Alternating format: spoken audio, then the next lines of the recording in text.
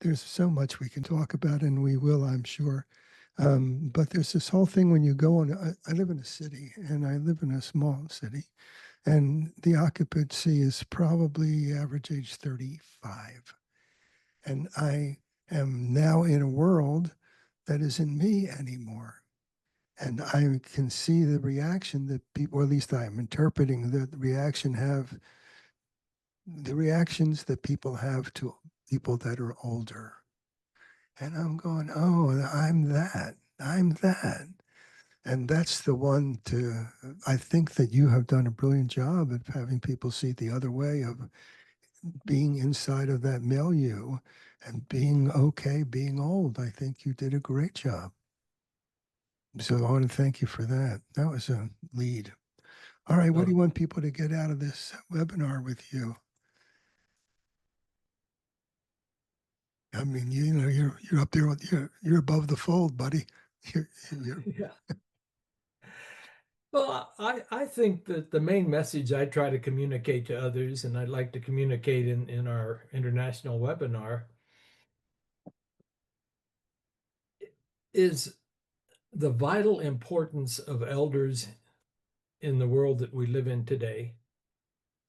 We have gifts that need to be given because the world needs them, and need to be given because our own peace and sense of fulfillment requires that we give them, no matter what the outward appearances might be in the world.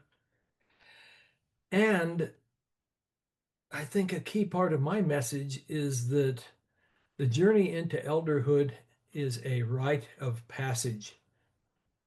And that's not something that a lot of people who teach conscious aging particularly emphasize, but that's the tradition I come from. That's my lineage. My roots are in understanding rites of passage. And this journey into elderhood is a true rite of passage, full of potential for those of us who choose to undergo it. But it requires a lot of commitment. It requires a willingness to stretch beyond our comfort zones, to really let go of an old identity so that we can more and more move into assuming the identity of the elder. And there, on this journey, as is the case with all rites of passage, there are certain key dynamics that have to unfold if we're going to successfully move through the passage. A lot of older people may stand at the doorway to this portal or this rite of passage, never actually enter it, or maybe kind of enter it just half-heartedly. And so their emergence into elderhood is really kind of aborted, or it's really stunted. Exactly. But the population grows slowly. If the 80-20 rule is valid, and I believe it is, there are 59 million Americans over the age of 59. That's of 65 rather. 20% of that is 12 million. And I think there's 12 million people, at least in my town halls.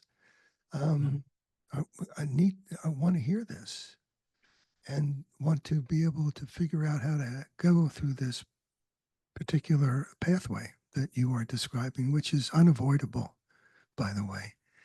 How you deal with it is what differentiates an elder from elderly, which is what we're going to talk about in the webinar. Yes. All right, man. Thank you for who you are. I wouldn't have a job if it wasn't for you. So I just want you to know this feels really good. But I'll tell you, oftentimes you've acknowledged me, and I'm grateful for that. I appreciate it. But I remember way back when I started the Conscious Aging Alliance, back 15 years ago. And you were already doing this work while you were doing other things. I know that you had another profession. You were already doing this. You wrote that book called The Elder, I think it was, which I thought was a really good inspiring book. I think you've been on this path a long time, and I don't want to take too much credit No, I know. for you being on this path because you've been called to it, and Mm, you know that, and you've done it well. And if I've been an influence on you, I'm grateful. But you've been yeah, an influence on me. I like reading the things that you post and knowing that you're doing what you're doing. it was unavoidable. It was like yeah, always. If you, um, there's a quote that I remember clearly. It says, "If you see your steps clearly on the path, it's the wrong path." And it's like, oh, okay. All the I like thing that. I've been elder since I've been born, and so have you, and so have a lot of people. The job is reawakening that spirit in them, Hmm. so they take responsibility for the world they're in. We take care of the tribe. That's our That's right. job. That's our job, and we're not getting our job done. So we need to figure this out, and I think there's 12 million people ready to do it. That's a good army to go in with. So I'll take that.